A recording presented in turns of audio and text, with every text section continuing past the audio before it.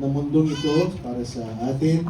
And of course, we are just saddened dahil ang mga tao dahil sa kasalanan ay ito po'y nasisira. Ano po? At tuloy na makikita po natin ang epekto ng nangyaring disobedience ng kay Adam and Eve na hanggang ngayon ay patuloy pong nakakasira.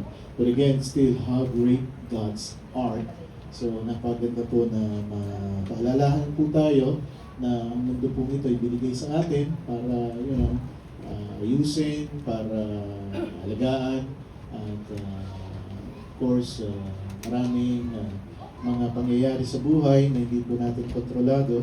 So kailangan lang po tayong patuloy na manalangin sa mga nangyayari po sa ating paligid. And again, so nice to see everybody here. It's Sunday, it's the Lord's Day. Ito po'y araw ng ating Panginoon. Marapat lang na ang kanyang mga anak ay nasa pananambahan. At ito po ay dinakdak sa ating mga mananampalataya na kung saan ay maibalik po natin yung pasasalamat sa ating Panginoon sa lahat po ng mga pag-iingat, pagpapala, of course, some problems na meron po tayo na hindi naman po nagkukulang ng Panginoon sa paggabay po sa atin. So we thank the Lord for that. And we thank the Lord also for keeping us safe at sa mga sitwasyon po natin dito, especially ay patuloy po nating pinapanalangin na magtuloy-tuloy na po talaga ang magandang pag-uusap between nations, right? Especially dito po sa US and Iran. Right? So we thank the Lord because we have His Word that tayo po'y pinagpala, that it's in our hands, nasa kamay po natin ang katotohanan ng salita ng ating Panginoon. Salamat po at kasama ko po kayo ngayong araw nito. Magandang umaga po sa bawat isa. Right. Good morning everybody. Nag-almusal na ba kayo? Alright, anong inalmusal nyo? Kape, karakti, o ano ba? Nag-omelette ba kayo? O masala? Alright, so magandang umaga po and happy Lord's Day to everybody. Sa ating mga guests and regular attenders, brethren, thank you for joining me today and I pray that God will keep us safe, of course, and speak to all of us and be blessed. Recognize natin yung ating mga kapatiran online. Unahin na natin si Ate Luli. Ate Luli, nasa gitna yung camera mo kasi dito. So pakikaway lang kung dinig mo kami sa iyong tahanan dyan. Thank you. And of course, sino yun? Hindi ko... Sister Evelyn. Sister Evelyn sa Abu Dhabi. Pakikaway lang kapatid. It's been a long time kasi may pasok siya pagka Sunday din at tayo po nagpapasalamat sa po'y kasama natin ngayong umaga at patuloy mag-ingat dyan sa Abu Dhabi. Sir Evelyn at sino si Kay? Kay muna. Sino si Kay? Si Kenneth. Naman nasa Abu Dhabi din. Si Brother Kenneth and of course Sister Marimar. At nag-reveal ang kanilang gender reveal yung baby. Boy, no? Tama ba? It's a boy. Right? So pag-pray po natin sila Brother Kenneth, Sister Marimar. And of course, ang ating namimiss na dito rin sa Dubai, ang ating pong mga nanay at tatay, tatay Erpen na nasa Caloocan City. Makikaway lang po nanay, tay. Ayan, at nandito po ang inyong pong mga apo. At naway nakita nyo ang special number ni Gian last Sunday. At talaga naman pong manang-mana kay Brother JR. More! Schedule na rin. Parang dami nagre-request, brother. Parang next daw, ikaw na. Alright, maraming salamat po at naway hanggang mamaya po ay makasama po namin kayo sa pag-aaral po natin ng salita ng Panginoon. Sa ating pong mga nandito, just thank the Lord and give Him the glory. Are you ready to hear the Word of God? Amen. Alright, so we open our Bible please in Exodus chapter 20 verse 3. Tayo pong lahat ay tatayo to give respect sa pagbabasa po ng salita ng ating Panginoon. Exodus 23 nasa screen po natin, kung wala po sa Biblia nyo ay wala kayong copy, right? Sa mga tabi po natin na walang Biblia, pakishare na rin ang Exodus 20 verse 3. Nakita nyo na po ba? Alright, so we read the Word of God, Exodus 20 verse 3. Ready, read, "Thou shalt have no other gods before me." Tayo pong lahat, sumagot manalangin. Napakaganda po ng aming pag-aaralan ngayon. Umagang ito, Panginoon, at naway banal na Espiritu po ang magbigay sa amin ng katalinuhan at buksan ng aming mga puso at isipan at maintindihan po namin ang aming pag-aaral. We thank you for everybody. We thank you for our brethren online at dalangin po namin ay gabayan niyo po kami and we thank you for our guests as well. Kaya nga po ang manguna. Ito po'y dalangin namin sa pangalan ni Jesus and all the people who say, Amen. You may be seated. Thank you very much. Alright, so mamaya po ay tayo po'y magkakaroon ng mga ilang announcement sa mga ginagawa po natin dito. And and then after that, ay have fellowship po with us. Alright, meron tayong mga konting salo-salo po dyan. Donut at of course, bago tayo mag-lunch. Biriyan mo, merienda muna bago lunch. Alright, okay. God bless you today. I want to talk to you about accepting no substitutes. Accepting no substitutes. Okay? Ang prayer ko po ngayon is our family day. Dahil nga po, pagka January, alam niyo naman na meron tayong family month. At dahil nga po, umusog-usog yung ating Ramadan, ay umusog-usog din yung ating Sports Olympics. So, nawawala tayong pagkakataon na magkaroon ng family month, January. So ngayon, nagpipray ako, Mother's Day namin last week, tapos Father's Day the third week of June. Right, why not? Sabi ko, yung family month namin, simulan namin ng Mother's Day, matatapos siya ng Father's Day, at pagkatapos, in between, ang mga topic natin ay tungkol sa pamilya, and then the last Sunday maybe, the June, ay kakaroon tayo ng family photo. Diba? Pwede. Diba? But again, pray for it. Sabi ko, next na lang namin gagawin. Pero Panginoon, I would like to take the opportunity now at bakit hindi natin gawin, this year na. Alright, so tingnan po natin ano po. But we're going to prepare, and of course, after Father's Day, ay magkaroon tayo ng mga photo shoot or schedule natin na every Sunday merong family na magpo-photo at hindi tayo gawin sa oras din. And a lot of things to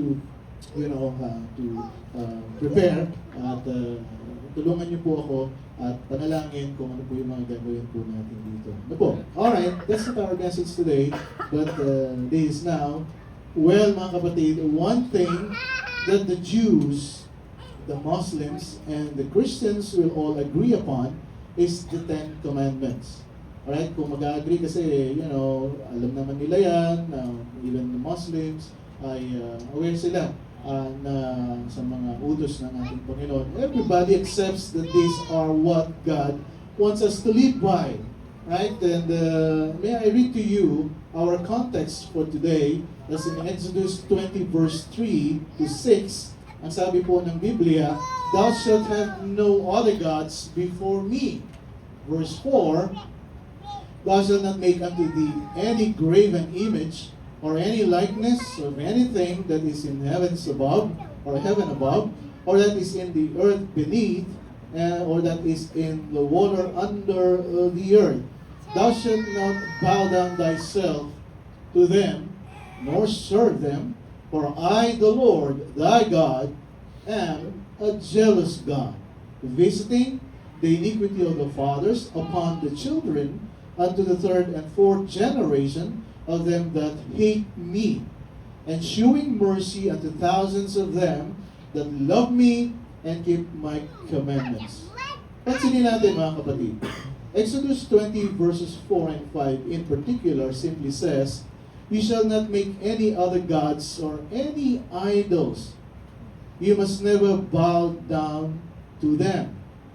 You must never bow to an image or worship it in any way."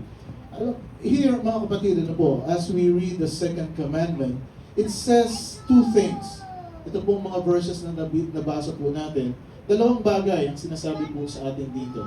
You worship God alone, worship God only, and do not idolize anything. I will repeat.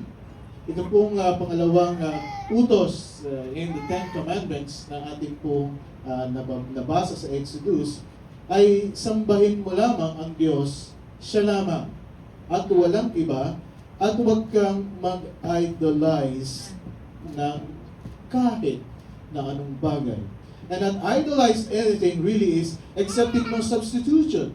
You know, sa atin, pagka sinabi mong huwag kang mag-idolize ng mga bagay-bagay o ano pa man, ay huwag kang tumanggap ng substitute mo, you know,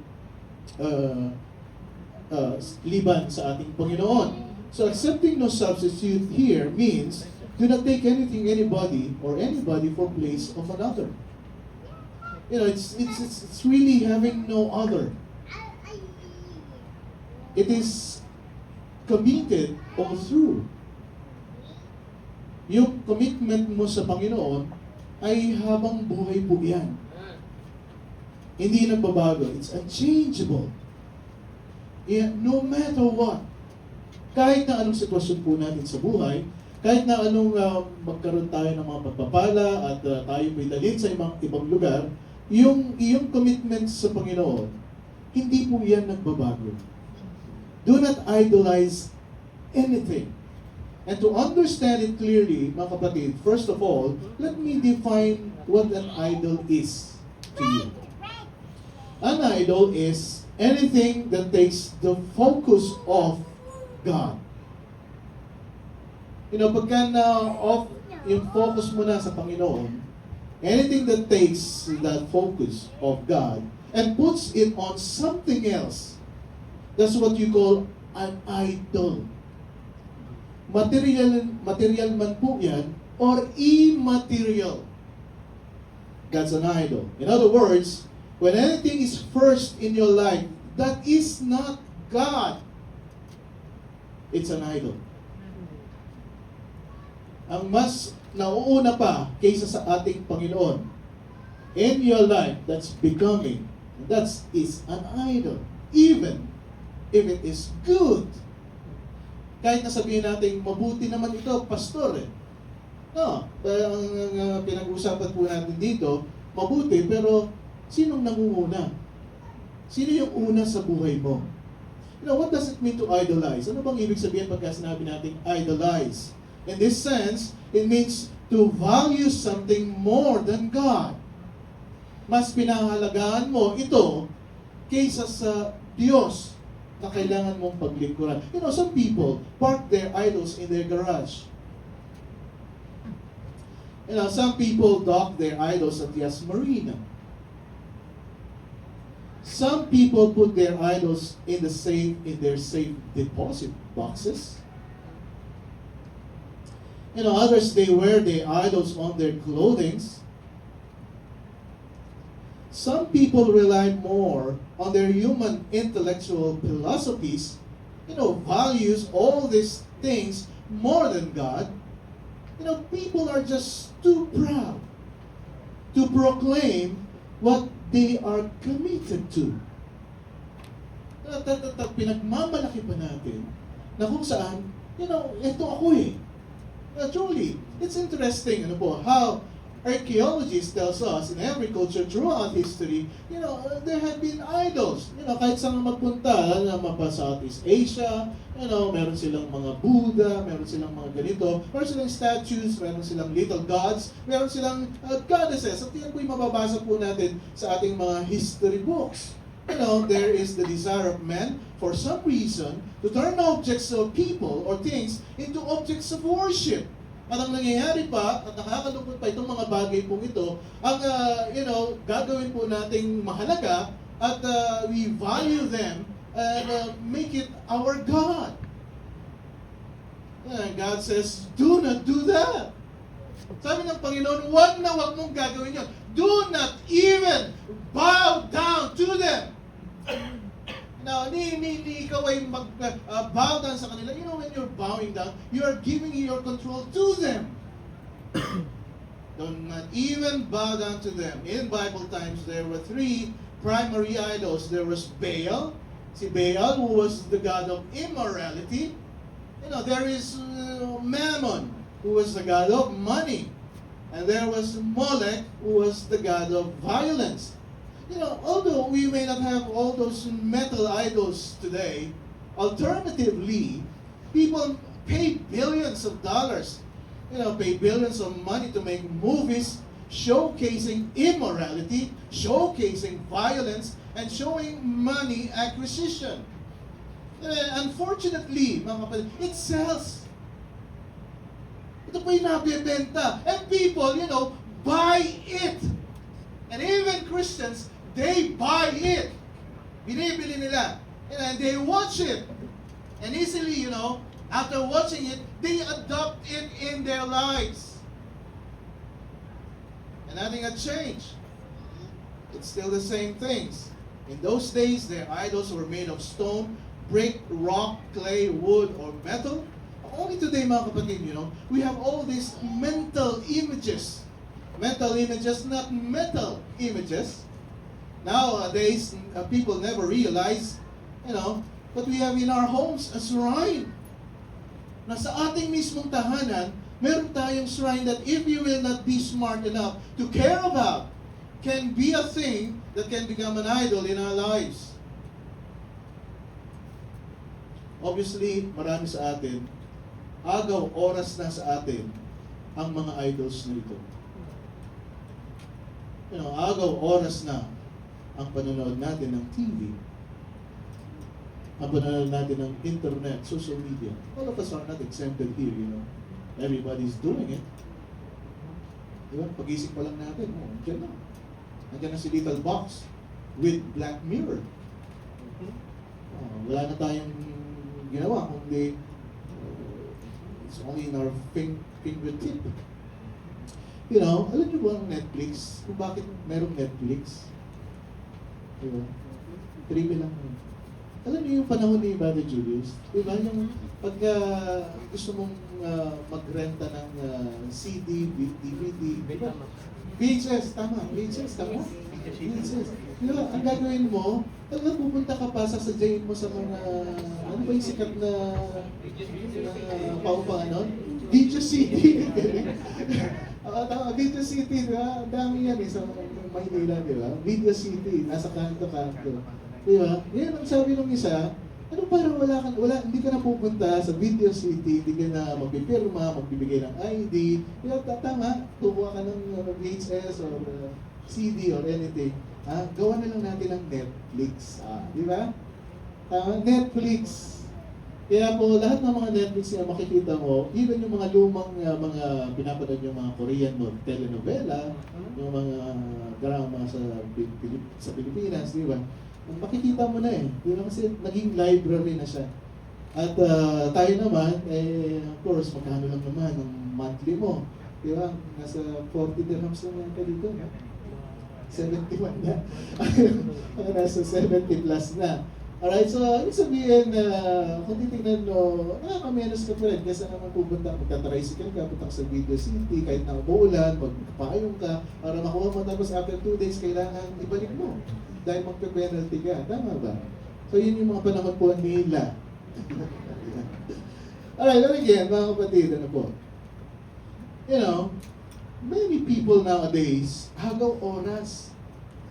You know, TV, World Wide Web, Internet, where many nowadays spend most of their times. Everybody, you know, we turn them on, to see our idols on it. You know, tayo pa ay, nagiging mabilis pa sa, sabi nga nila, alas 4 ang pagbubukas natin ito, because we want to see all our idols in there. You know, we don't worship objects as much as we worship images, but because, you know, of these little boxes with a black mirror, people never realizes that we are being exposed to all these images, such as images of success, images of wealth, status, sensuality, and the images of discontentment and deceit. Di natin alam, di natin namamalayan na dito na po yung exposure po natin. Sabi nga ng 2 Corinthians 11:14, 2 Corinthians 11, and no marvel. Sabi niya, huwag kang magulat. Sabi niya, no marvel, for Satan himself is transformed into an angel of light. Sabi niya na even ang kalaban ay pwede siyang mag-transform ng isang napakagandang anghel ng liwanag. That is why in this generation, in our families in particular, it is very difficult to raise our children, our kids in an environment where the societies, these have become the most important things in life.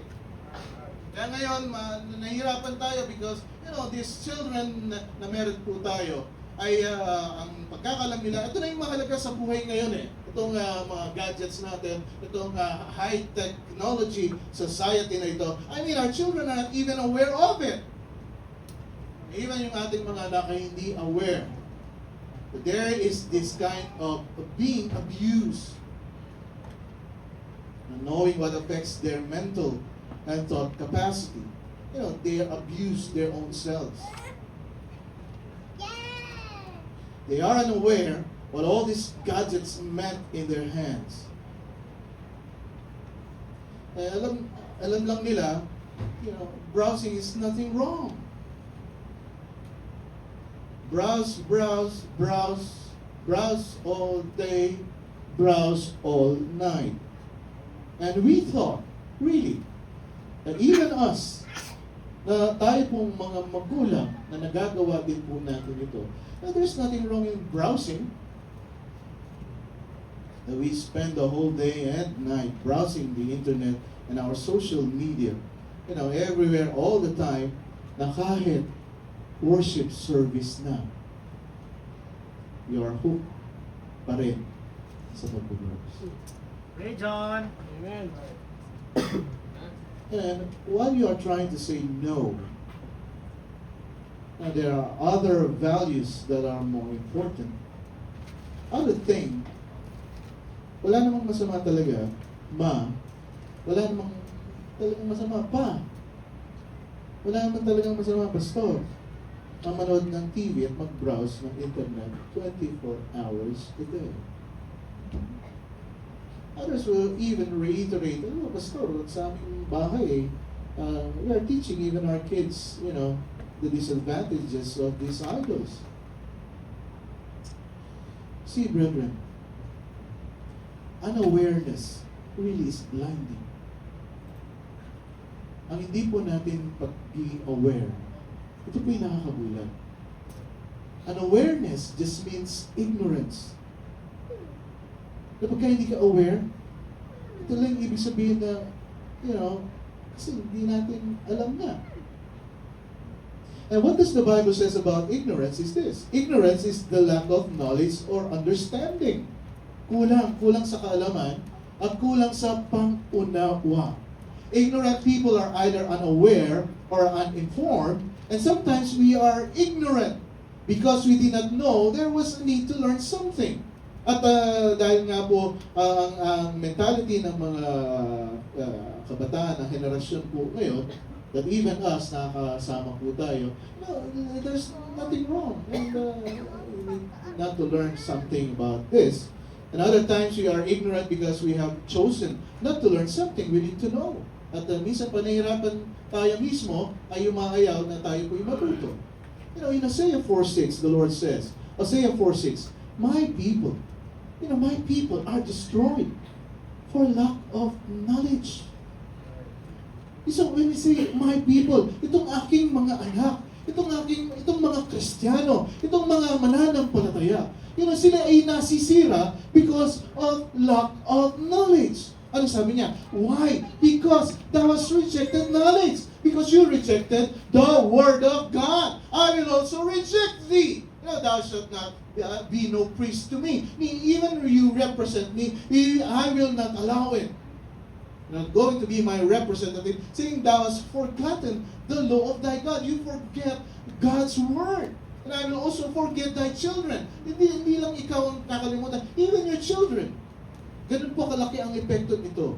And sabi niya, my people are being destroyed because of lack of knowledge. They are unaware. And willfully rejecting knowledge that God wants us to have is sinful ignorance, mga kapatid. Tayo po'y nagkakasala.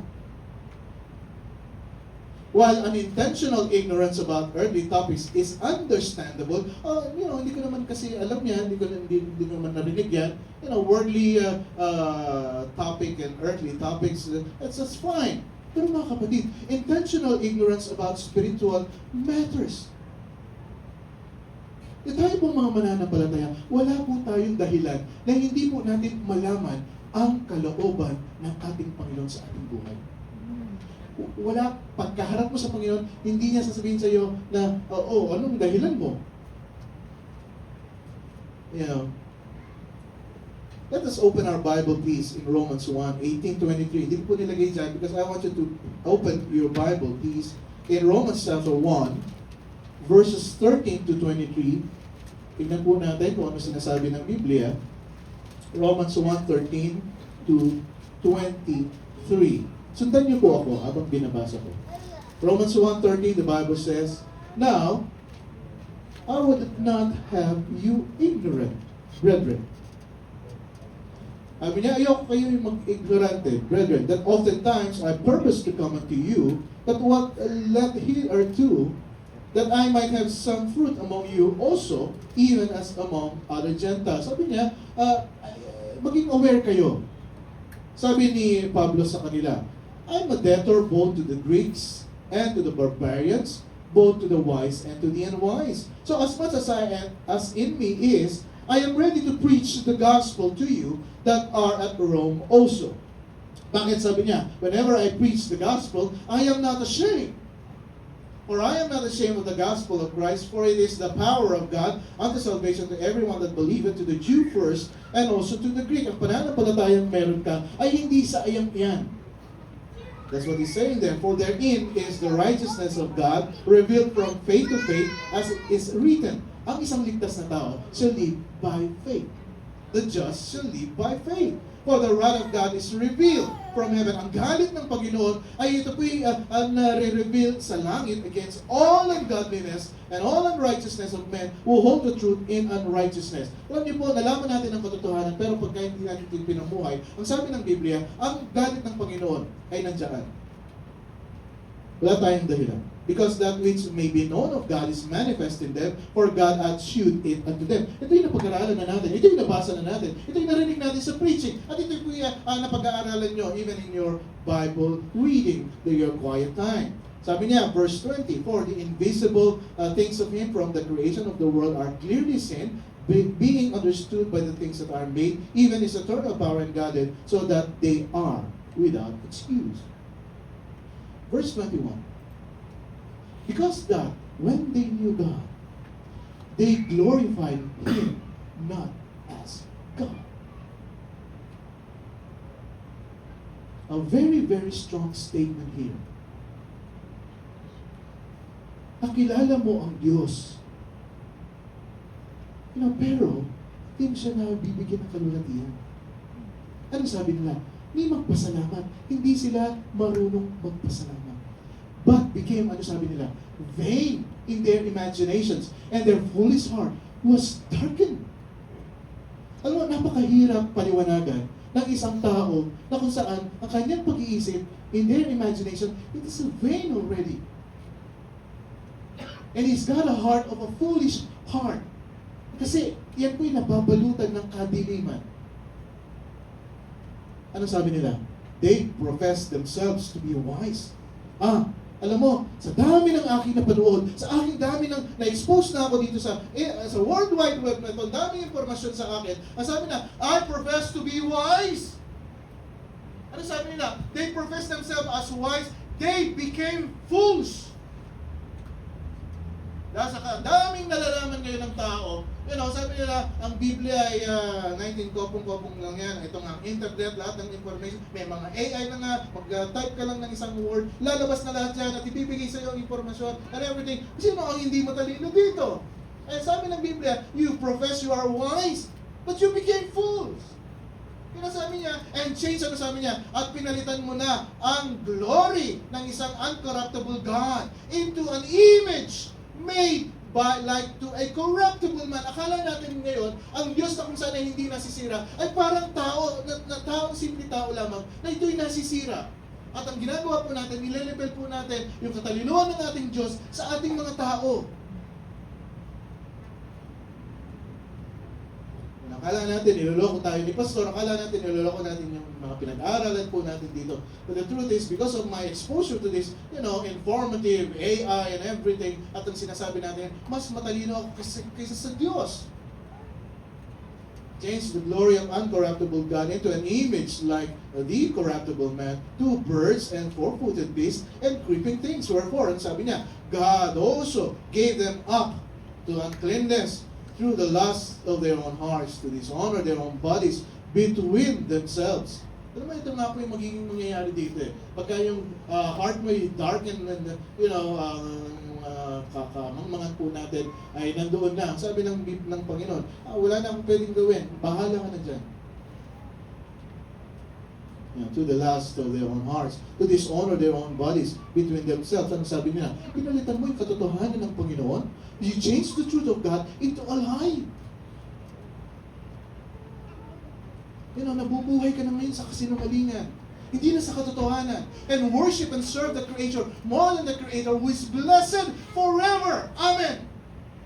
Ang isang Diyos na kung saan ay blessed and forever and ever. Amen. Ang nangyayari ngayon, pinapalitan mo na ng isang corruptible God na katulad mo. What happened here? Where there is lack of knowledge about God and His Word.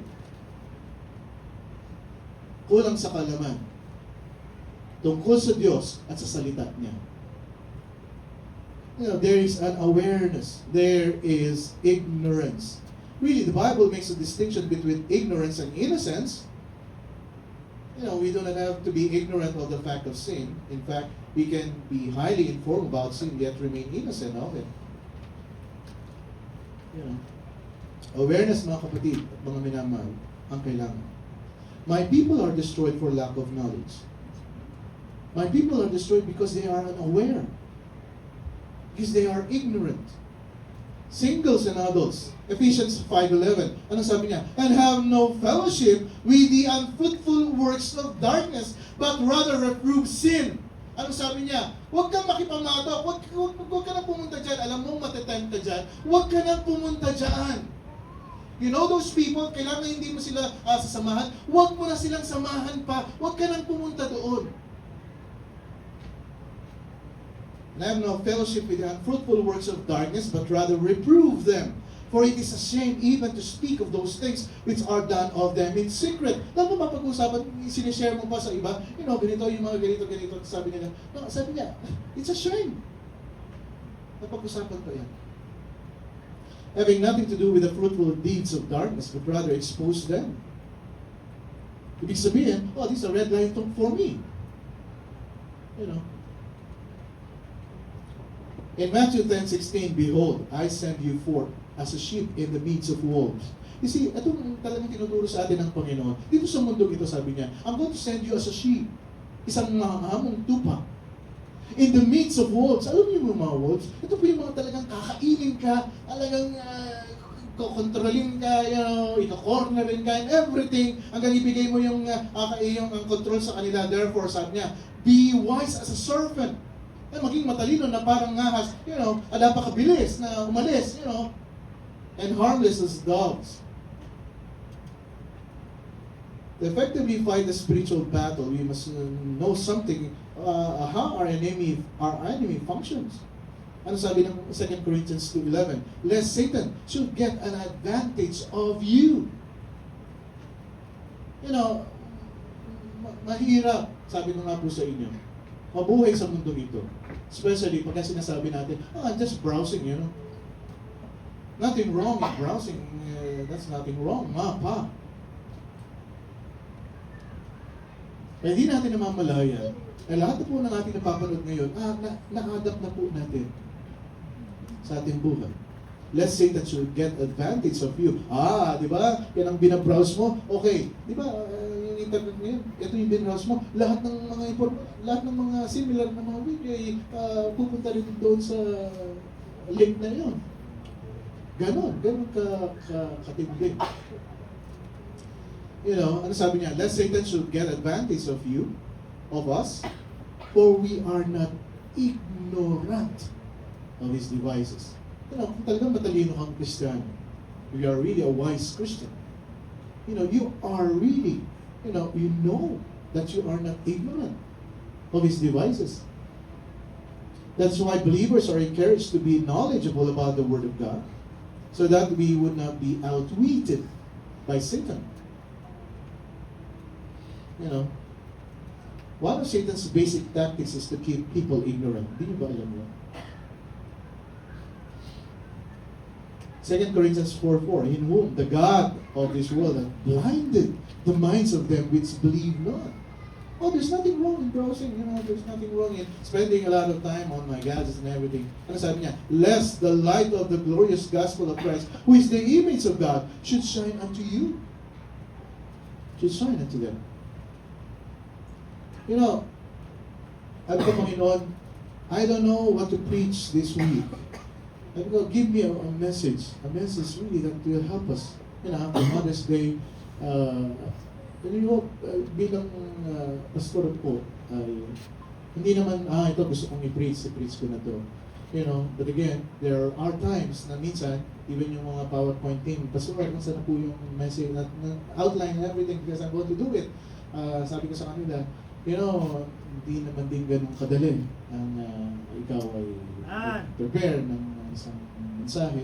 At talagang pag-aaralan mo mabuti, pananalangin mo mabuti, ano ba ang kailangan namin, Panginoon? You know, ano ba ang kailangan namin marinig? Ano ang kailangan namin pag-aralan? Everything. Ang dami ko nang nakailerang mga lessons, sabi ko, ano kaya, preach ko, you know, about grace, preach ko about ganito. Sabi ko, Panginoon, give me the direction. Even the last hour, sabi ko, Panginoon, magpupuyat na naman ako and everything, and aral ako and everything. You know, the whole week round, dinala namin sa clinic si Aaron, tapos ang daming mga, you know, sa trabaho and everything. Sabi ko, Panginoon, paano ba? Do we need to experience all this reality of life, especially nowadays, na talagang tayo po'y natatabunan ng mga sitwasyon na kung saan ay di na natin alam kung alin bang tama, alin bang tamang direksyon and everything. You know, sabi ko, Panginoon, you guide me and you protect me. Ayokong, you know, tumayo doon ng ganun lamang. But again, I'm praying for my brethren, I'm praying for families na ingatan niyo po dahil napakabilis na makapanloob po sa amin ng kalaban and everything. All this, mga kapatid, really praying for it. Ignorant people are easy prey for those with wicked schemes. You know, napakabilis po nating madaya. Ating pong gawain po dito, ever since na-organize as a church, sabi ko, Panginoon, you bless us. Because this is not my church, this is your church. The brethren who are here, ay talaga pong ang laki ko ng accountability ko. It's not me. It is your word. Ang inyong pong salita ang kailangan marinig, hindi ako. Now, sabi ko, Panginoon, you guide me. What to say, what to preach. You know, there will be times like last minute ka na lang and you know, leading is will be there. Panginoon, I'm just going to, you know, follow you, whatever it is, nagtitiwala ako sa'yo. Ay yung aming mapag-aaralan, ay mga kikinabang po kami. You know, that's why we are explicitly being reminded here, mga kapatid. Psalm 1:1, blessed is the man that walketh not in the counsel of the ungodly, nor standeth in the way of sinners, nor sitteth in the seat of scornful. Noon pa man, sabi niya, sinasabi nila, huwag ka nang umupo nga dyan, huwag ka nang lumakad na kasama nila, huwag ka nang umupo at, you know, kasi nga, hindi makakatulong sa iyan. But his delight, ang ating delight, ay in the law of the Lord and in His law, that He meditate day and night. Ang sinasabi sa atin ng Panginoon, ang kailangan na minimeditate mo ay ang salita ng Panginoon day and night. Hindi yung browsing day and night. For at the windows of the house, I look through my casement. Proverbs 7:6. Alam mo, doon sa aking bintana, ako'y tumingin sa labas. Anong sabi niya? Behold, among the simple ones, I discern among the youths, a young man void of understanding. Ako'y tumingin sa labas, nakita ko ang isang kabataan, mapababae man yan, mapalalaki man yan. Ang sabi niya, he or she is void of understanding. He's unaware. There is lack of knowledge. And now ready to be a prey. Proverbs 7:21. With her much fair speech, she caused him to yield. Akala natin ito yung babae lamang na kung saan ay mapalukso and everything. But this is sin, mga kapatid. As we may call it, this is sin. Na kung saan ay with flattering of her lips, she forced him. He goeth after her straightway, as an ox goeth to the slaughter, or as a fool to the correction of the stocks, till a dart strike through his liver. Alam niyo po, talagang titirahin niya yung liver mo. Diba? Yung atay, pagka yung atay, sabi nga po sa inyo, yan ay nagka-problema tayo dyan. Sabi nga nila, pagka nagkaroon ng cancer sa liver, ito yung cancer na, wala na yata gamot o mahirap gamutin. Tama ba? Tama po ba? It will a dart strike through his liver. As a bird hasted to the snare and knoweth not that it is for his life. Sabi nga po sa inyo, buhay ang kapalit. God says that idolatry springs from spiritual ignorance. Kaya ang sabi ng Isaiah 45:20, assemble yourselves and come, draw near together, ye that are escaped of the nation. They have no knowledge, that set up in the woods of their graven image and pray unto a God that cannot save. Alam niyo po, ito na nga yung nangyari dito na kung saan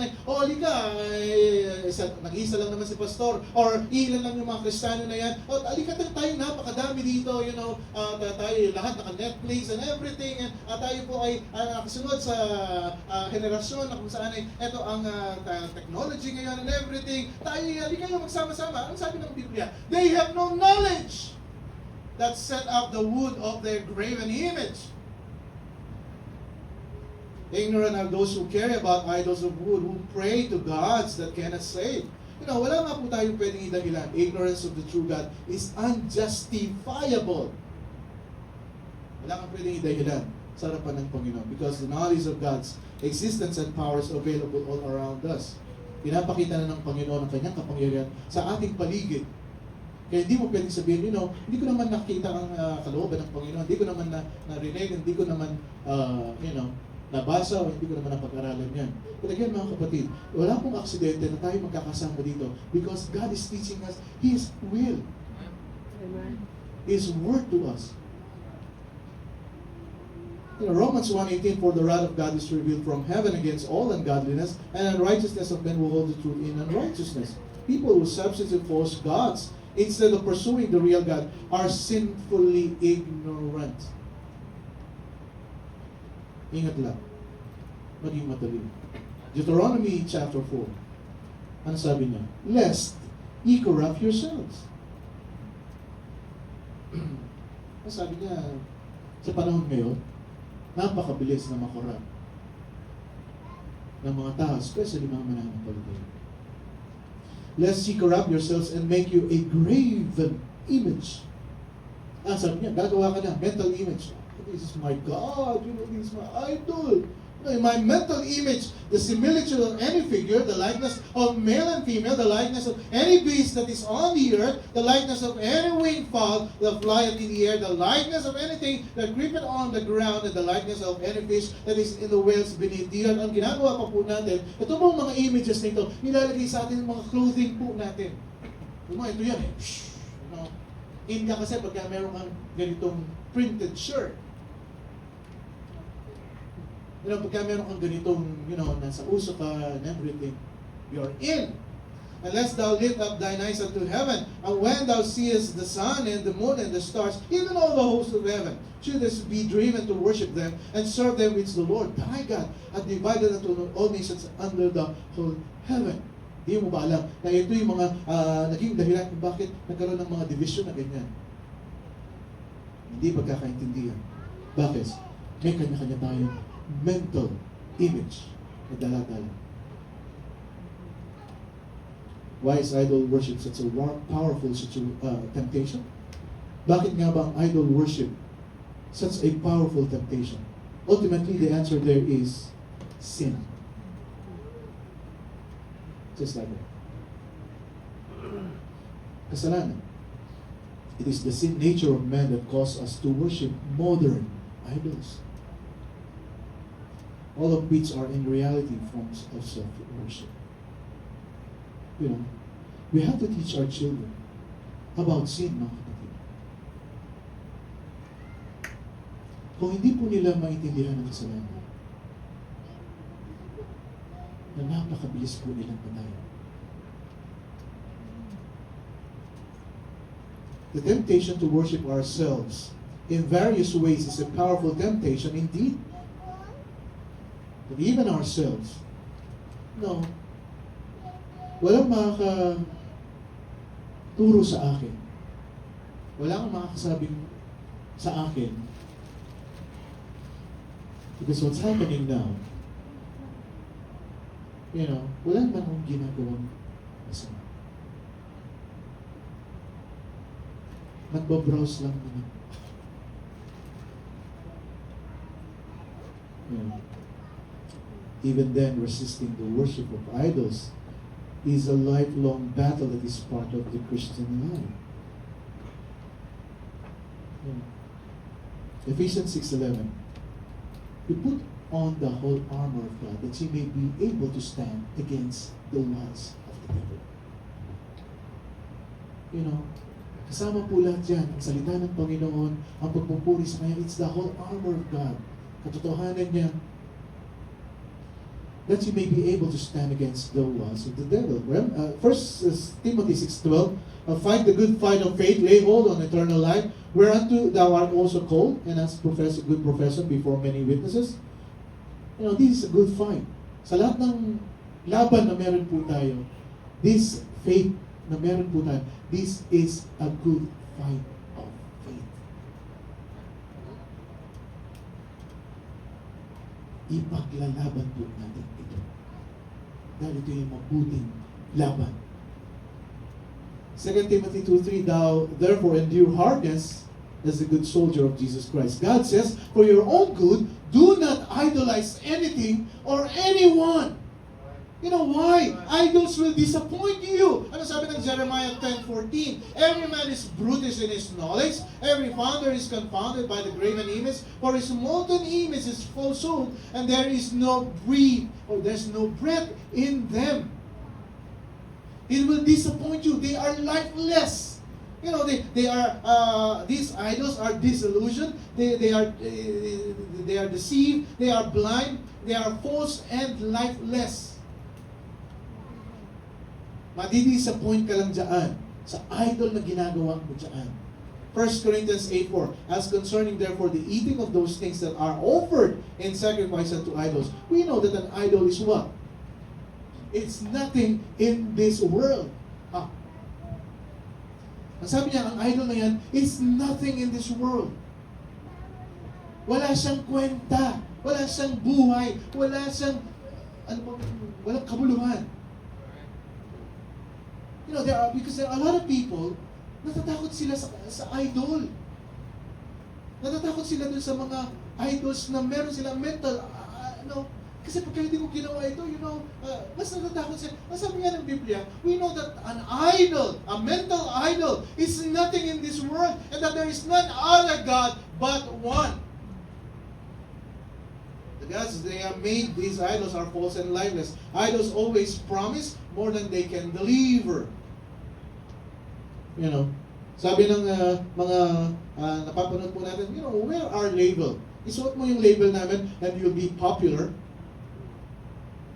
Isuot mo ito, magiging sikat ka. You buy our product and you'll be successful. Ano sabi nila? Drink our beer and it doesn't get any better than this.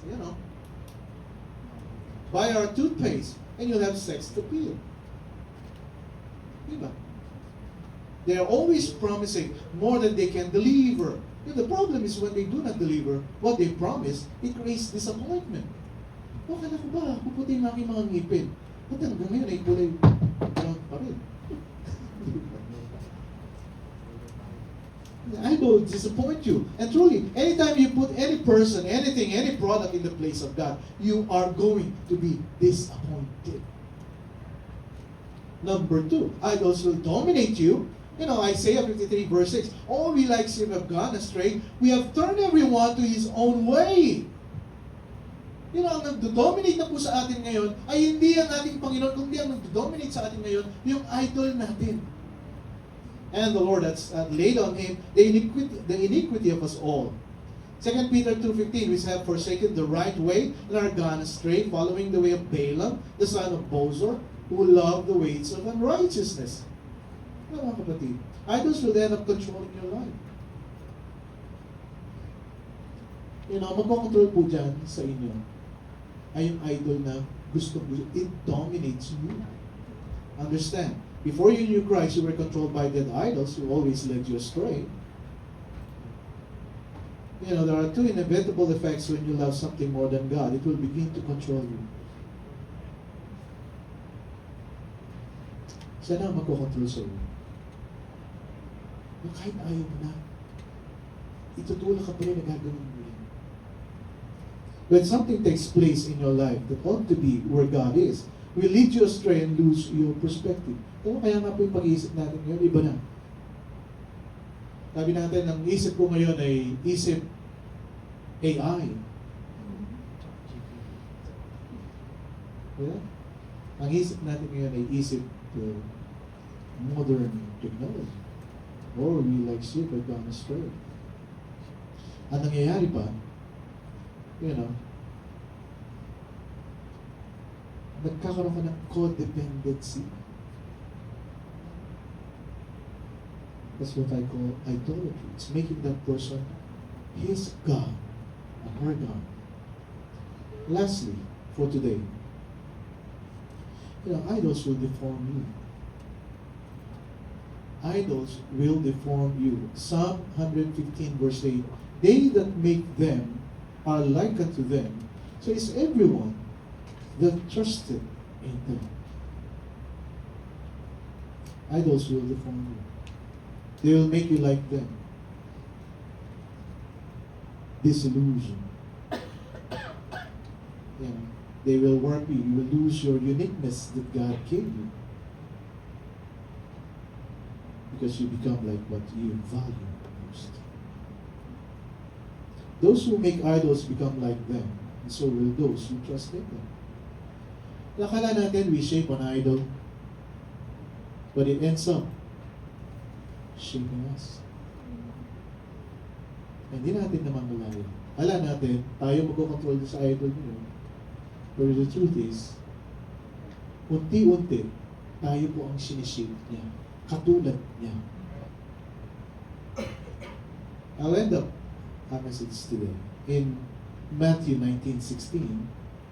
He's a rich young ruler, And behold, one came and said unto him, Good master, what good thing shall I do that I may have eternal life? And he said, Jesus said unto him, Oh, bakit mo ko tinatawag na mabuti? There is none good but one, that is, God. But if thou wilt enter into life, keep the commandments. He said unto him, which Jesus said, sabi niya sa kanya, ang sabi ng Panginoon, thou shalt not do murder, commit adultery, thou shalt not steal, thou shalt not bear false witness. You have to honor your parents, your father and mother, and thou shalt love thy neighbor as thyself. The young man said unto him, all these things, Panginoon, have I kept from my youth up. Nung mga bata pa ako, nagsa-Sunday school na ako, tinuturo sa amin to, and everything, what's lack I yet? Ano pang kulang? Jesus said unto him, if thou wilt be perfect, go and sell that thou hast, Ano sabi niya? Alisin mo yan, ibenta mo, yung mga na-accumulate mo. I mean, of course, here we're talking about money. We're talking about all this rich and wealth. But in general, all these things that you acquire, accumulated. Ano sabi niya? Give it to the poor. And thou shalt have treasure in heaven, and come follow me. Okay, benta mo yan. Tanggalin mo na yan. Bigay mo yan. Let it go. And you will have treasure in heaven, and come and follow me. But when the young man heard that saying, sabi niya, hindi ko pwedeng give up to him. He went away young man heard that saying, he went away sorrowful, for he had great possessions. I cannot give up this one. Hindi ko pwedeng i-let go ito. Now, if you notice, Jesus went straight to the heart of the issue. Well, hindi naman paligoy-ligoy pang Panginoon. And said, you got another God in your life. You got another God in your life. Small g. And if you really want to follow me, you have to give up what you've got and come and follow me. Be willing to let go of anything for me to be first in your life. Ano ito po ang ating message ngayong umagang ito? Ang isang bagay, o sino pa man, ang mas nauna kaysa lugar ng ating Panginoon sa ating buhay. This is a God. He's an idol. Hindi man siya material, he is a mental idol. It's a mental image na hindi mo ma-let go. Mami naman, what do you need to give up? First part pa lang po ito ng ating message. Next Sunday, Damon! we're going to see ito pong what would it take if I worship God alone? God tells you to give up something and you cannot let it go. Ito yung tinatawag na ng idol. You don't own it, it owns you. That's an idol. Mga kapatid, next Sunday tutuloy po natin ito. I'm going to give you more emphasis. Why is idol worship such a powerful temptation? Napakaganda. Let's keep praying. Now let's invite people. Yung mga moms natin na na-invite last time, we bring them back here. Let's help each other. Let's, lalayan po natin ang bawat isa. Be aware for your own good. Sabi ng Panginoon, don't idolize anything and anyone. Why? Idols will disappoint you. Idols will dominate you. And idols will deform you. Exodus 23, the Bible says, thou shalt have no other gods before me. Right? Gods, it's in plural form. Right? Marami po yan. Bilang isa. Accepting no substitute. Gising pa po ba kayo? Amen! Alright, so tayo pong lahat ay tatay. So all stand up please, so we bow our heads and close our eyes, so we pray. Heavenly Father, we thank you, Lord, for you reminding us that in this life ay napakabilis po naming dayahin ng kalaban or anything that it's in our hand, kung saan ay pwedeng maging mas nauna pa kaysa sa amin pong Diyos na kung saan ay nagbibigay po sa amin ng aming mga pangangailangan, nag-iingat po sa amin, nagbigay po sa amin ng kaligtasan. And help us, Father, to be aware all this is happening in our lives. Dito po sa panahon po namin ngayon,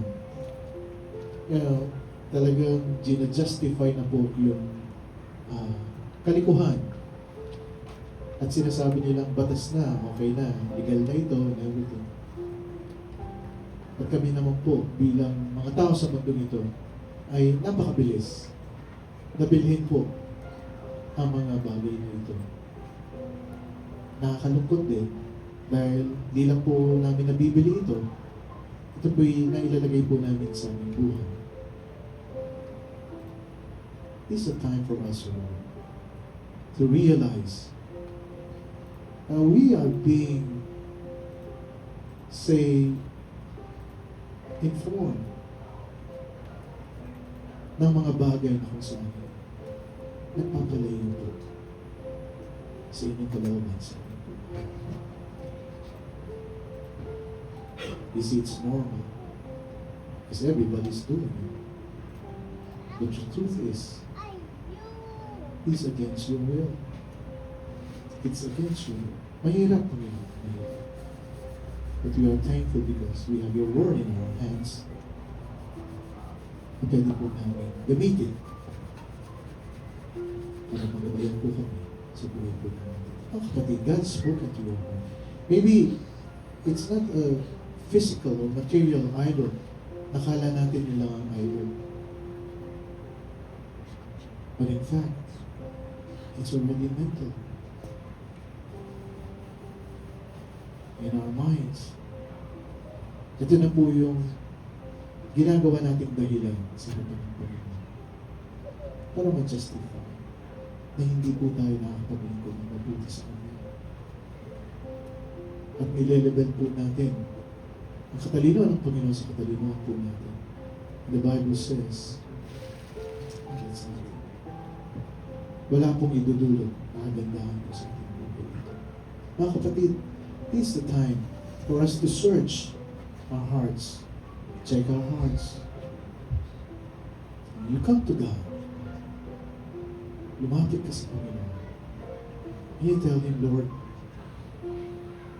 I've been exposed to a world wide web. Mga pamamaraan ng mundo nito. It seems so natural to me. Pero nakaka-apekto na sa akin, Panginoon. Why don't you come to God and tell Him, Lord, you help me. You guide me. I want to know you more in my life. I want to be knowledgeable about your word.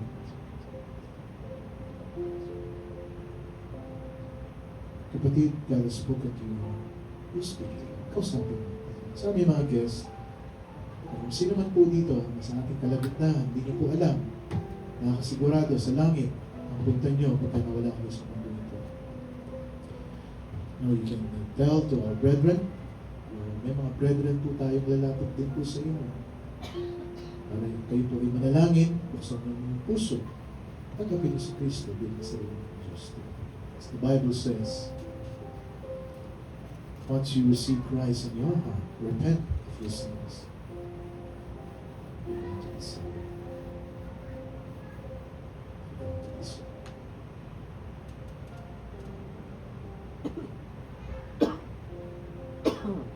Shall we find a partner? Tayo pong mananampalataya, find a partner.